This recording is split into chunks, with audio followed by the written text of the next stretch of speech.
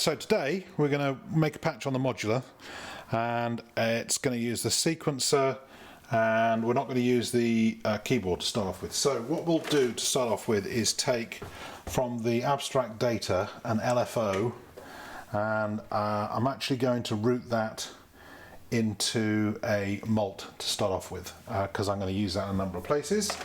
And I go from that mult, I'll take that and go into the clock input for the sequencer. Now the sequencer is running, which is cool, and I'm going to use the rings module because it sounds fantastic, and go out of the sequencer CV into my quantizer, so the notes are actually real notes and not horrible atonal stuff, and then go from the output of that into the rings.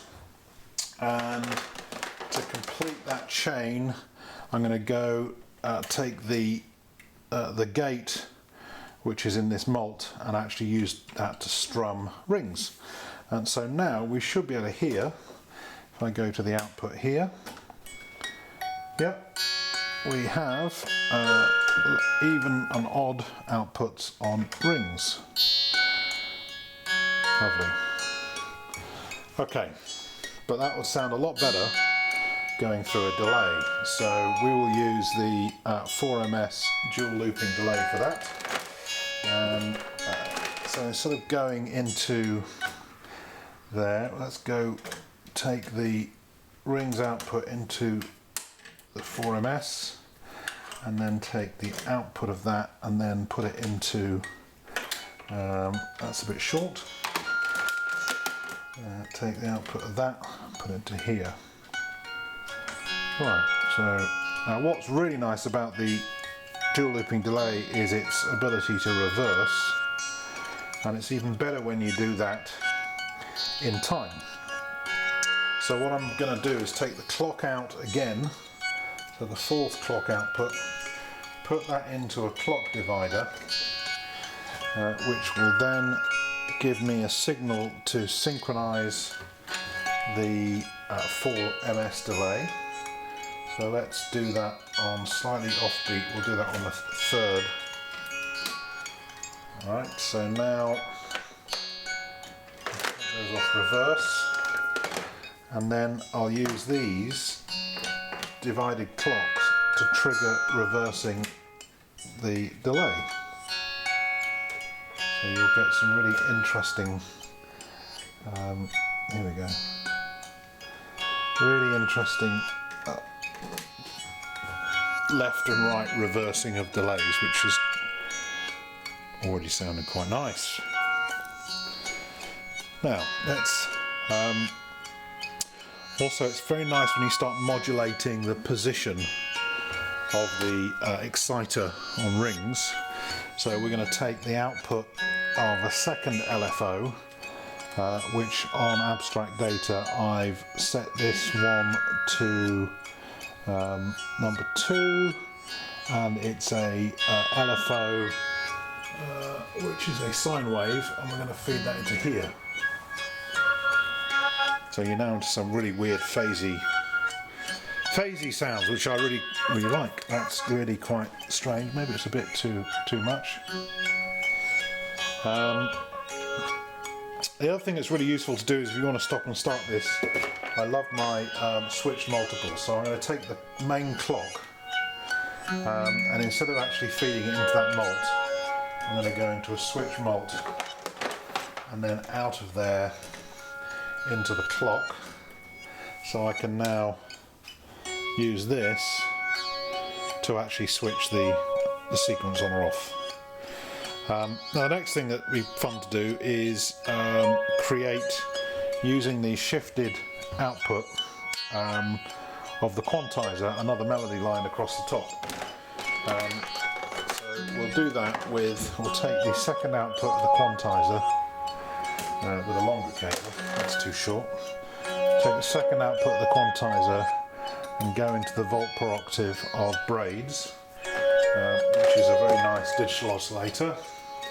And from there, we're going to take braids out and go into magneto.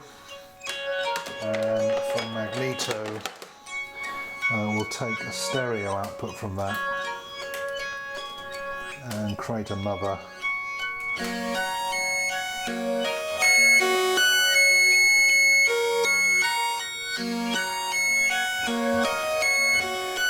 Not very tuneful, but there you go. And I'm going to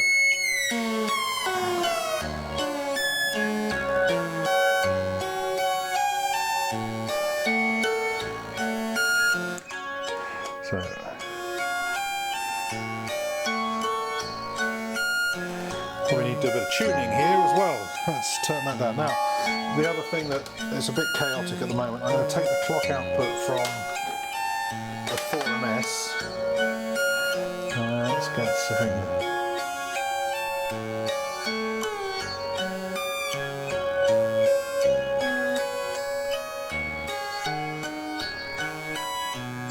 A bit of tuning. I'm going to take the clock output from the 4MS and use that to synchronise the clock on magneto. And I'll change the... And we don't have any filters going on at the moment, so that sounds a bit raw. So let's go into the Polaris filter. And from the Polaris filter we'll then go into the magneto.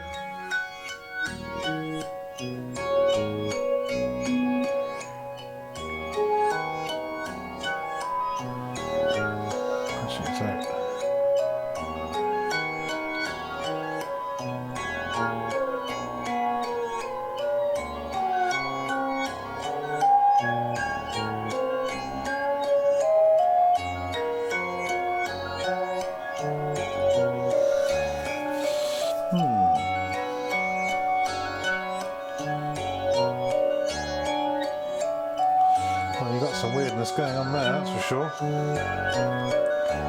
A spring reverb, tape winkle.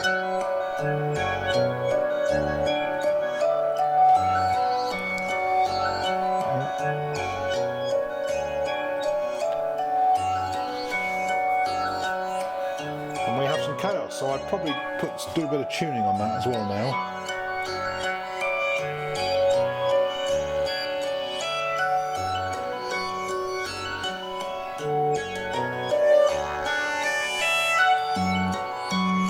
Lovely. That's just really quite... Oh.